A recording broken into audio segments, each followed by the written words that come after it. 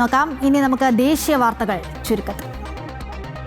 വിദ്വേഷ പ്രസംഗ കേസിൽ കോടതി അറസ്റ്റ് വാറന്റ് പുറപ്പെടുവിച്ച തൃണമൂൽ കോൺഗ്രസ് MP ബഹുവ മൊയ്ത്ര കോടതിയിൽ ഹാജരായേക്കും.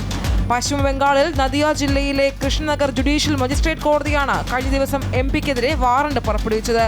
തുടർച്ചയായി കോടതിയിൽ ഹാജരാകാത്തതിനെ തുടർന്നായിരുന്നു നടപടി. ഈ മാസം 28-നകം വാറന്റ് നടപ്പാക്കിയതിന്റെ റിപ്പോർട്ട് സമർപ്പിക്കാൻ പോലീസിന് കോടതി നിർദ്ദേശം നൽകിയിരുന്നു.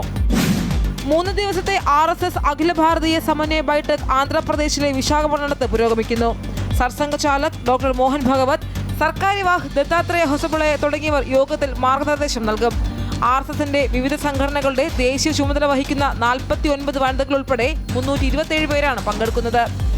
RSSന്റെ 100ാം വാർഷികത്തോടനുബന്ധിച്ച് ആരംഭിച്ച കാര്യപരിപാടികൾ യോഗം ചർച്ച ചെയ്യും. KPCC പ്രസിഡന്റിനെ തീരുമാനിക്കുന്നതിൽ ധാരണയിലെത്താതെ മുതിർന്ന നേതാക്കൾ. കേരളത്തിന്റെ ചുമതലയുള്ള ജനറൽ സെക്രട്ടറി ദീപദാസ് മുൻഷി വീണ്ടും നേതാക്കളുടെ അഭിപ്രായം തേടും.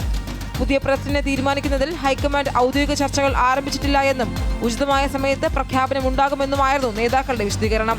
പ്രവർത്തക സമിതി യോഗത്തിനെത്തിയ മുഖ്യമന്ത്രി VD സതീശനും രമേശ് ചെന്നിത്തലയും ദേശീയ നേതൃത്വത്തെ അഭിപ്രായം അറിയിച്ചിരുന്നു.